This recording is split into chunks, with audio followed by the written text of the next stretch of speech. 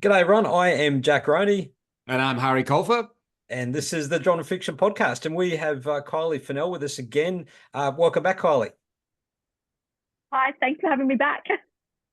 So we're going to talk about author marketing and building author profiles. And many of us authors are probably inherently introverts, which means that we're sort of comfortable being alone writing. But the thought of marketing and putting ourselves out there can be quite a confronting prospect.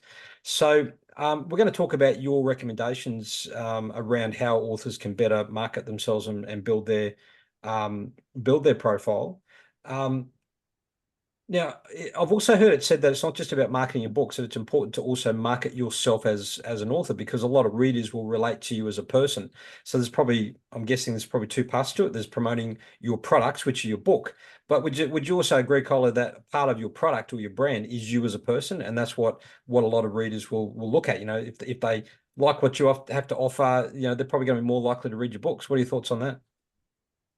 100%, Jack. If people like you, they're more likely to want to buy from you.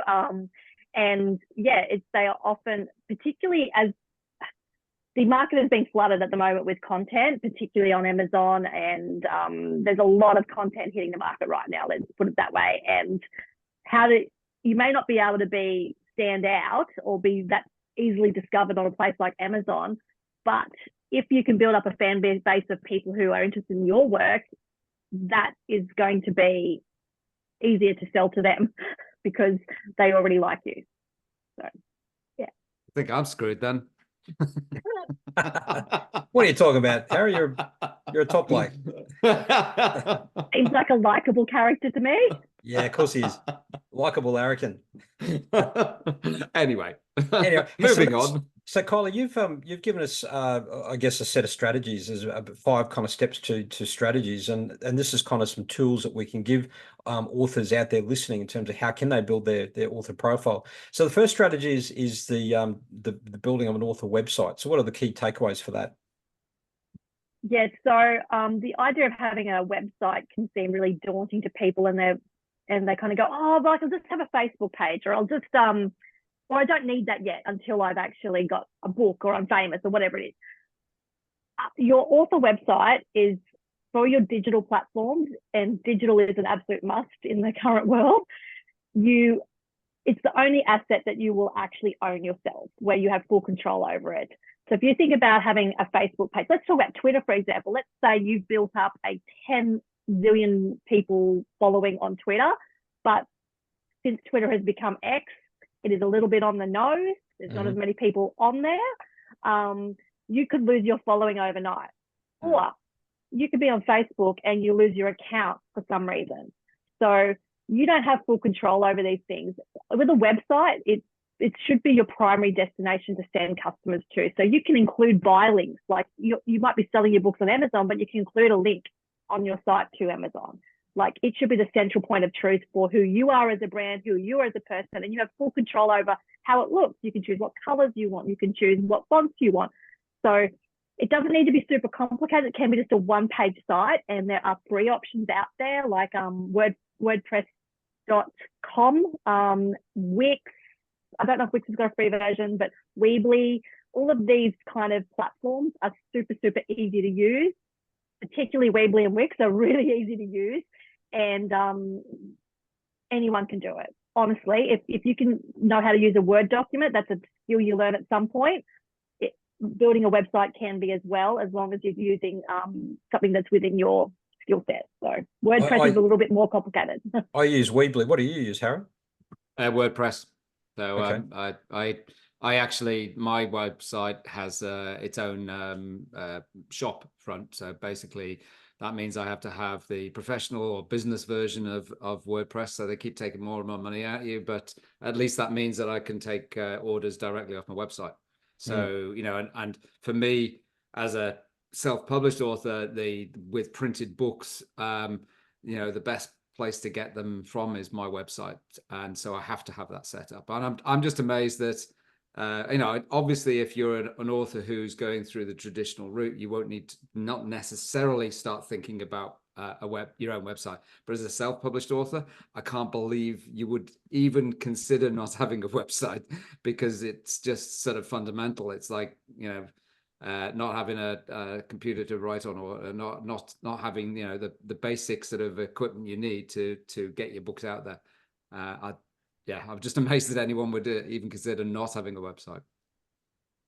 Yeah. And it is really important for building that brand. Like, what kind of writer are you? What are you interested in? What are you interested in? A little bit of a bio, like all of those things. People almost use it as a validation. So, oh, I've heard about this author, Jack Roney. I'm just going to type him into Google. And if they're not getting a website, they're getting the information from something you have no control over. They could be getting it from something that, I don't know, maybe there's a profile on Jack in the local paper when he was a cop, which is fine, but is not telling the story you want to tell.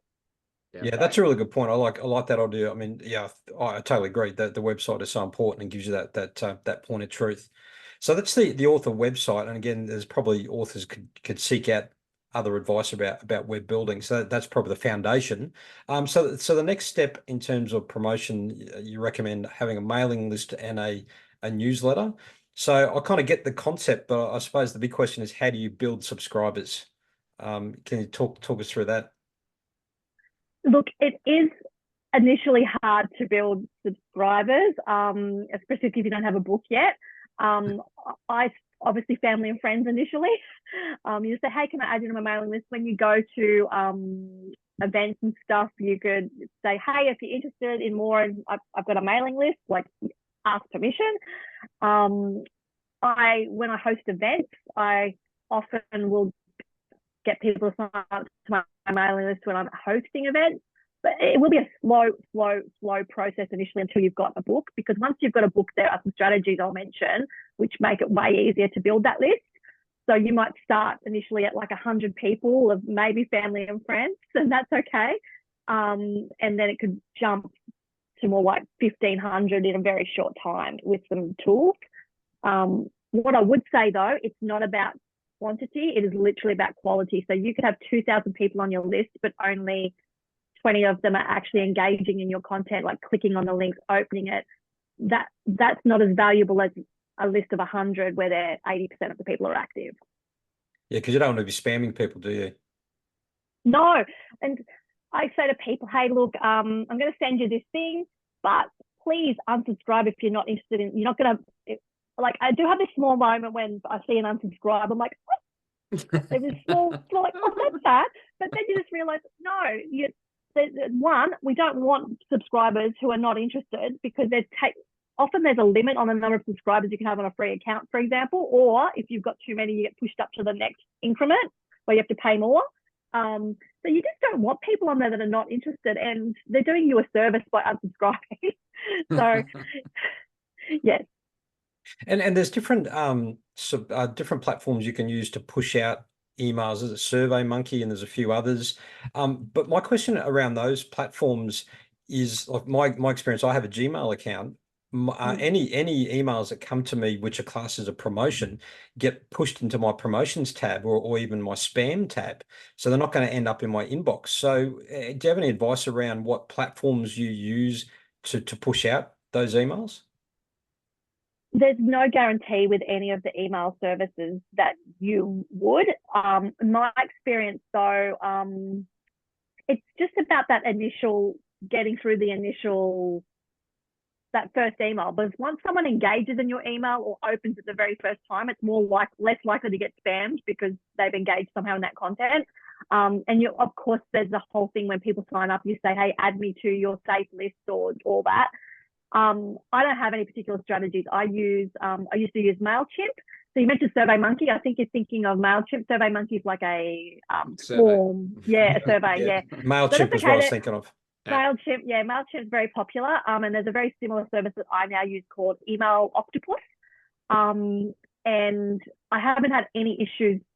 No one's flagged issues of those going to spam. I'm sure they do end up in spam, but it's less spam experience than when I've sent it directly from my email. So if I just send it from Kylie at kyliefennell.com, it will get spammed, and that's actually a Google Suite email address. So it will get spammed more so than something that's sent through one of these. It's going to be spammy though. It depends also what you put in the subject line. Like, don't put things like free in the subject line, or you just don't make it easy for them to do that to you. So, but there's no way to avoid it. It's just that's how it works, unfortunately. And what, I mean, you mentioned sending out newsletters. What exactly do you put in the newsletters? I mean, it's one of those things that if you're doing a novel and you're managing to publish out one a year, that's not much you can put in your newsletter. You know what I mean? Oh, content, right? So look, and people say, if I don't have a book, what am I supposed to write about? Look, there's absolutely things you should write about. And let's think back to buying into you as a person and a brand. And just so you know, there's people on TikTok who are signing traditional publishing contracts without even having written a single word, because they've built a profile and they've built people who are interested in how they communicate with them. So what I would suggest is write about your writing experience, as in your things that inspire you. They could be reading lists that you've, like top 10 books. You could just be talking about the fact that events you went to. There's so many things you can talk about. Or if you're researching something, I've started doing in my last newsletter. So when we talked about all that research you're doing that you're not going to put in a novel, turn it into a blog post, put it into a newsletter. So I really fell down a rabbit hole about this Chinese junk ship that appeared in London during the Great Exhibition, or just before the Great Exhibition. And there's some fascinating side stories where it ended up in New York, and the famous showman P.T. Barnum kind of then built a replica of the ship. And there was all this interesting stuff, which I can't use in my book, but I've done a blog post about it. And then I can share that blog post on social, and I put that blog post in my newsletter. So there's absolutely things you can write about. And if you're not sure, sign up to other people's newsletters and get inspiration. So, and maybe now's a good time to move on to it's a good segue into your third strategy around social media. And I guess you've already used the term content. I suppose when we talk about content, you talked about it in the context of content for your social media or blogs, for your newsletter or blogs. But then there's this whole world of content for social media. What are your key takeaways in relation to use of social media? Look, first of all, I would recommend you be on social media. I would recommend that you choose at least one platform. You don't have to be on every platform. I kind of am. I've created a bit of a rod for my own back, because initially when I was working as a marketing consultant, I kind of needed to be on all of the platforms. Pretty much also so I understood the platforms. But now I kind of wish I didn't have all of the platforms, because it is hard to feed all of the beasts. So pick as many platforms that you can sustainably keep content into, and pick the platform or platforms that you're most comfortable with. So I mentioned in the last episode that I discovered that TikTok's probably not my thing. I haven't ruled it out altogether, but I'm just not comfortable filming myself on video on a regular basis. There's other types of content you can do on TikTok that I'm going to explore. But you have to find what you're most comfortable with, as long as your target audience is there. So you do have to keep in mind who are your readers, and know whether are they someone who's on Facebook or Instagram? Are they on TikTok? And you need to just have an understanding of what kind of audience is on what platform. If you're writing nonfiction, you might want to be on LinkedIn, for example. So know your audience, but pick platforms that you're comfortable with. And I have to admit, when I started building my author profile, I tried, I started with Facebook and Instagram, and they're my two go-to platforms. I regularly, post on those platforms. I tried Twitter for a while. I heard that there was a really strong, particularly in Australia, there was a very strong writers network on Twitter, and I kind of linked in with those people. But for me, I just I never got a good handle on how to use Twitter effectively. So I ended up pulling that account, and I just consolidated and just focused on Instagram and Facebook. What I really like about the two is, well, they're now owned by the same company, the Meta, and what you can post on Instagram and it'll push it straight across to your Facebook platforms. And so I find the whole publishing process a lot easier.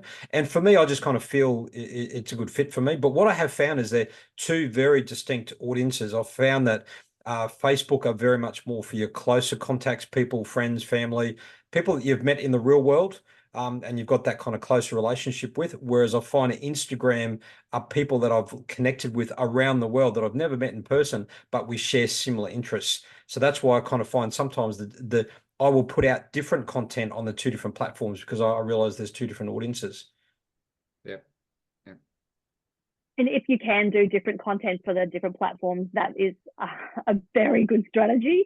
But it's not the worst thing in the world if you have to put the same content across a couple of them. So I'm trying to be like realistic here. And I think that you talked earlier about also introverts not wanting to promote themselves. I don't think anyone, not many people want to heavily promote themselves or sell. And you have to remember that effective marketing isn't about selling or promoting all the time. It's about connecting with people. And introverts actually, they don't think they're good at this, but they are. And particularly if you go to events and network, and introverts go, oh my God, going out to an event sounds really, really overwhelming. And there's people there and I have to talk to them. What introverts are really good at doing is not taking over a conversation. They're very good at asking questions and trying to get to know people. And that's going to be valued above anything else. So be interested in other people and the other authors and other readers, and engaging in content where you're actually seeking to, ask questions, learn about other people, be curious about them, as opposed to you having to go me, because that's not as effective. Building relationships, because you can only say buy my book, buy my book, buy my book so many times because you're pitching to the same audience and people just get sick of it. So I really like that. And for me, TikTok, I haven't gone there. Some people have had some success with the whole TikTok thing, but I've been resistant.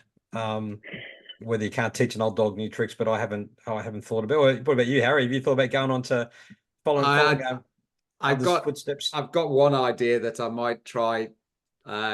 Basically, some people have mentioned that I might look like some sort of famous chef, and I thought of doing some parody ones, having my hair done like him, and doing some parody ones, just pushing my book, but in his guise. And so, that's one idea, and obviously that'll be used on TikTok or Book Talkers, the sort of separate parts of it. But mainly, my focus. Well, I find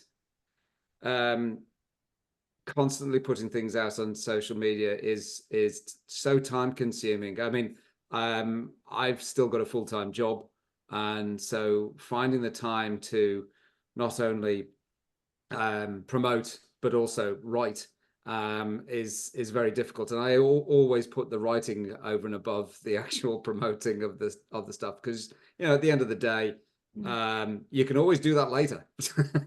If you've got more content to sell, then you've at least got that there as the backlog of of content that you can actually push out. And once you get the whole sort of idea of and the time to do the marketing, but at the moment, I fully admit that my marketing is pretty poor. I think the problem you're experiencing is really common. I mean, I have a full-time job too, which is why my social media has taken a bit of a hit. Once I start writing the new book, I'll ramp up again, because this is what I'm going to do. And this is how you can do it without it being brand new content.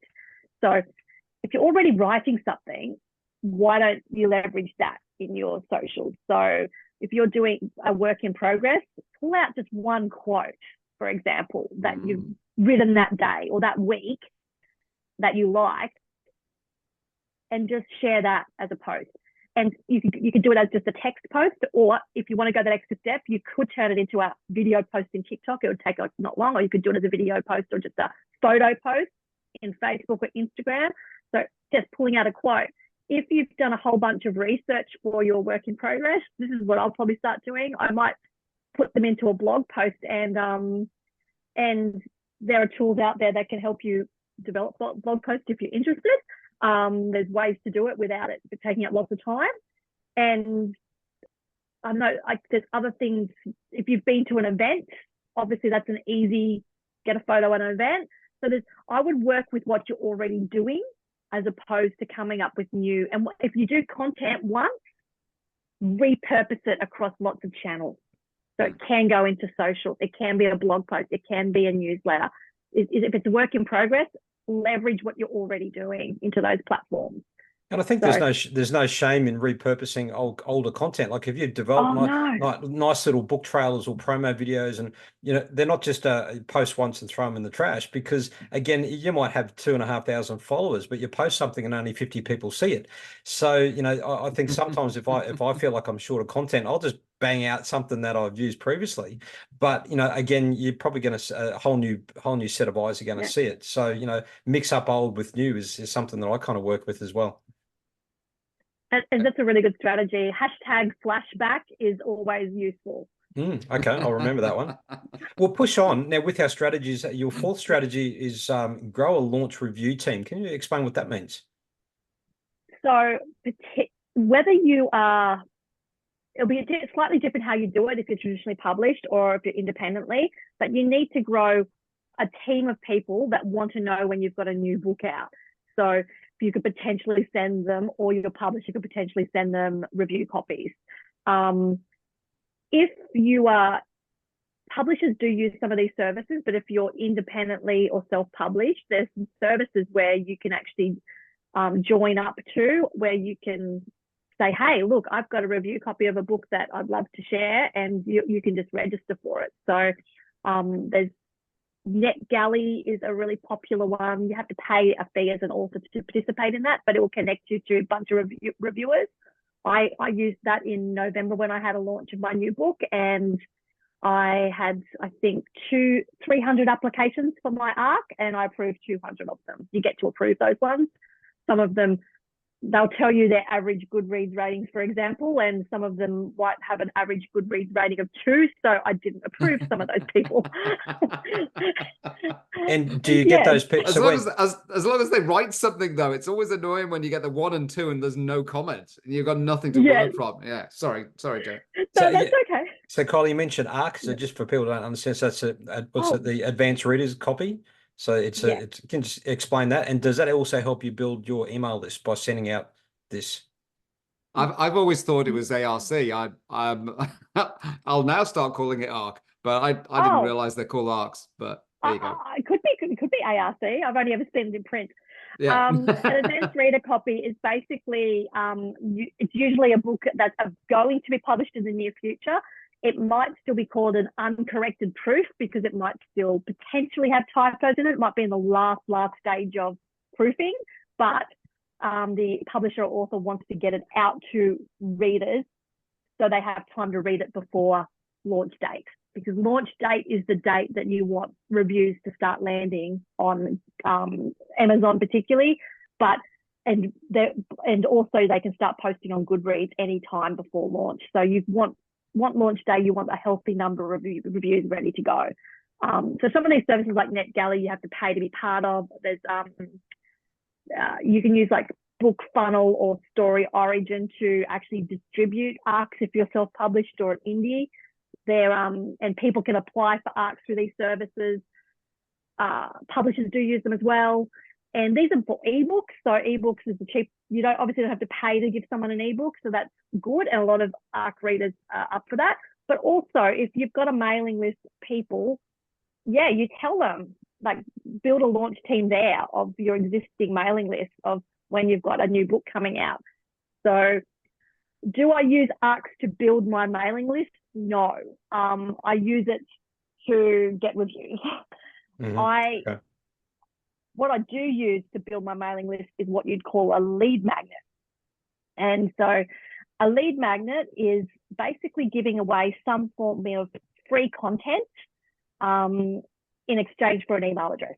So you might have discovered this. Perhaps you've gone to a recipe website, and it said a pop-up maybe has come up and saying, hey, look, do you want 20 free recipes? And you go, yeah, I'd love that. No strings attached. All you have to do is fill out your email address. So then what happens is you get your email, you've been added to a mailing list, and you get that recipe book with the idea. Then the person's got your email address, and they can then potentially sell you other things or get you in their marketing funnel. So offering something like that to subscribers is really effective. So all of my subscribers, they get told, sign up to my mailing list, and you will get a free short story collection of mine. So I've collected all my flash fictions and short stories, and I've put them into one book, and they can only get it if they're a subscriber. They can't get it anywhere else. And that's just an ebook. But a lead magnet doesn't have to be it could be a whole book. It could be a short story. It could be a character sheet. It could be a profile of something. If it's non-fiction, it could be a checklist. Anything that someone would think is valuable that they're willing to hand over their email address for. And you could like prequels. Have you used little short story prequels as sort of lead magnets? So there's something else. I kind of coined a phrase called a trust magnet. I feel that there's a step before a lead magnet where people know what's going on now. They're like, I don't know if I want to give my email address out. Like, we just get spammed, and I don't know this person well enough whether I'm really that interested in their content. So I like people to be able to read my stuff without having to hand over an email address in the first instance. So I have available for free on Amazon, Google Play, iBooks, all of the platforms. You can get my short story for free, which is an origin story for my series. And you can also get a free novella for my other series. No strings attached. You just go on there, download them, read them if you like it. And in the back of each of those books is a sample chapter or a link to buy the next, and to my mailing list. Mm-hmm. So the idea is give people free samples of stuff somewhere, or even just have them available, free samples of stuff available on your website, because these days I think you do need people want to get a feel for your stuff before they even hand over an email address. And that's what a website's really handy for. Yeah, I have one of the menu options on my website is read for free, sort of bright sort of thing. And so I think that I've got the first chapter of of my novels, and I've got 2 of my short stories from the short story collection, and they can literally read them directly off the website, or they can click a link and download the free ebooks. And so that's something that I've used. Yeah, I think that's a great strategy. The benefit of having them on those platforms is you get reviews. However, this is just a little thing to file away. Traditionally, when people get stuff for free, they mark you harder. They do, because psychologically, if you pay for something, you're more likely to want to like it. Interesting. Okay. Good point. There's absolute science around it. So yeah, I'm a bit concerned about the ratings on one of my short stories because it got included in a giveaway for romance readers, and it shouldn't have been, because it wasn't a romance story.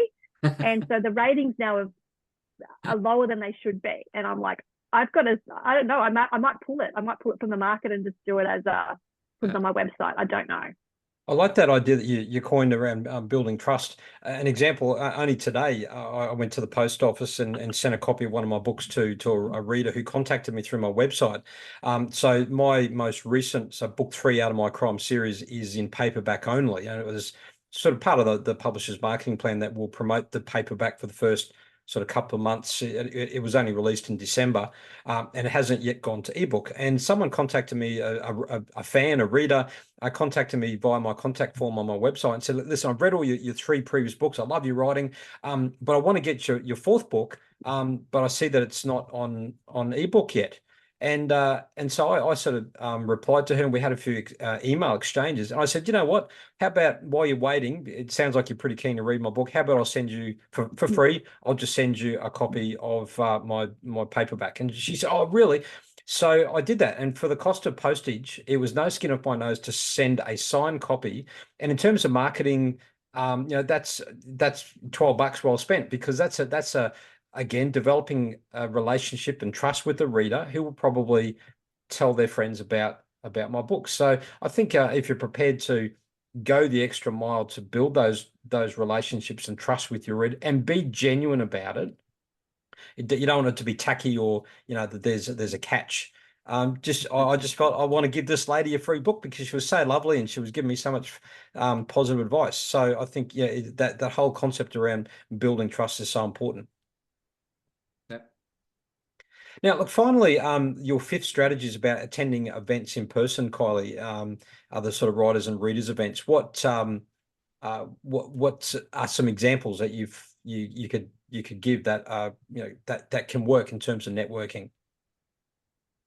I can't stress this enough. If you can get to in-person events of some description, that's preferred, but virtual is also okay. There's no reason why you can't engage with people and develop connections online. So events I would suggest going to is anything you're interested in where there might be readers or writers. And other writers are also readers. So writers are the best supporters of writers. So I would go to launches, other writers' launch events, go to readings. So bookshops often have readings, or there's definitely conferences that writers and readers conferences and festivals. So, and what you'll find, my very first conference I went to, the year that I started to go seriously in 2017, I went to GenreCon in Brisbane, which if you write genre fiction and you can get to Brisbane in February, do it, because that changed my whole life. Because in my circle of friends, I don't have writers in my circle of friends. I've got family who are very supportive and readers, but don't necessarily read my genre. And it was just being able to find your own people. And even if you're bumbling along and you're like, oh, I don't really know anyone here, you will find people to talk to in a natural, organic setting that is not overwhelming. So I would totally recommend anywhere where you are potentially meeting other writers and authors. Or Christmas parties, if you join your local writer centre. So the Queensland Writer Centre for us has a Christmas party. My very first Christmas party I went to, I didn't know a single soul. And I think I've been to 3 or 4 since. I spent most of the night just walking around going, hi. Like, all these people I know now. People, like, I see Jack now at events and I'm like, I just make a bayline to say, hey, like, these are the new friends, and you will rely on them and support each other. And podcasts like this, like, opportunities become available because people know you, like, and you've shown an interest in them, or they've shown an interest in you. So yeah, do it. And I think the writing family is such a loving family, in terms of we're not competing with other authors. Everyone seems to celebrate the success of other authors, and that's something that I've really enjoyed with that networking. Probably the last 2 or 3 years since I've taken my writing more seriously and have proactively got involved in a lot of this, the networking that you're talking about, Kylie. I'm like you. The number of people that I can now call friends that I've met in the last couple of years through writing, for the same reason, because traditionally my other friends through work or outside interests or through sport or family, it's very difficult to kind of have conversations about your writing, because that they're not all that interested in it. Whereas you find your tribe, you find the people with the similar interests, and you start to build that support network. Yeah. And just to reiterate what I said earlier about introverts, it sounds terrifying, I think, the idea of doing it. But again, you're there to be curious about other people. You don't have to talk about yourself if you don't want to. You can just listen, and extroverted people love listeners. So your contribution is valued. And if you really, there's a Brisbane author by the name of Sally Eberhardt, and she's actually written a book called Networking for Introverts. So I would fully recommend that too. Yeah, I have seen that. Yeah. Okay, look, we are getting towards the end of our time, but there is one final point that you mentioned, one of your strategies, in terms of with all your marketing, even if you don't have a book out now, start now. And this was something I learned. I think it was the first time I met you, Kylie, when I attended the Queensland Writers Centre principal workshop. I think you were presenting. You were one of the presenters on that day. And one of the main takeaways for me was that at that time I had no books out. And the takeaway was start building your author profile now, even though you don't have a book out there. Don't wait till you have a book. You can start to build your fan base and a sense of expectation now. So just as a kind of a final takeaway, what are your thoughts on that? Yeah, the sooner you can start, the better, because it takes time to build a following on socials. It takes time to build a mailing list. And again, Harry, you made the points like, what on earth do you put in a newsletter? I don't think I could suggest is look at other people's websites, look at other people's blog posts, look at other people's socials, look at other people's newsletters, see what kind of content they're putting in it, and focus on you as the brand, like, and things you're interested in, like what inspires you, what you're working on, or even just your journey as wanting to become a published author. And I would say, I kind of mentioned some strategies to build your mailing list, but this is something that can fill up your newsletter, that can make you very valuable. There are some services like Story Origin or Book Funnel where you can actually participate in newsletter swaps or promos where you can promote. If you've got even a short story you could give away, you can join group giveaways, and then all you have to do is go to these sites, pay a small fee. I think I pay $10 US a month for Story Origin. And as part of that, I can use their ARC service, but I can also do swaps and things. So I can join a giveaway with 60 other writers, and all I have to do is share this one link in my newsletter, and then 59 other writers are also sharing the same link, which my book's included on that link. So it links to a page with all the other books. So the fact that I'm regularly sharing with readers, hey, here's 60 other books you might be interested in that are free. Those services are really valuable for helping build mailing lists and also filling your newsletter. There's all those there. I've still got several sort of like short stories that didn't make the cut on competitions and things like that, and repurposing them and using that content is an obvious place to start. Repurpose everything, and never kill your darlings. Never. Well, Kylie and Harry, thanks very much. We might pull up stumps there. Now, Kylie, thanks so much for sharing your marketing expertise. I'm sure our listeners would have gotten a lot out of this. And again, just a bit of a plug: if people do want to connect with you and seek further advice from you about marketing, or I know you run some workshops as well. So how can people find you? Yes, so my website is kyliefennell.com. And I'm on most of the socials under Kylie_Fennell, or on Facebook, Kylie Fennell Author. So I'd love for you to join me there and learn about you, chat, ask me any questions. Fantastic. And you're very, very approachable, clearly. So thanks for making yourself available. And thanks for giving up your time to chat to Harry and I on our humble little podcast. Thanks so much for having me. And thank you very much for coming along. Cheers. All right. Thanks, everyone. We'll see you next time on the Genre Fiction Podcast. Bye for now.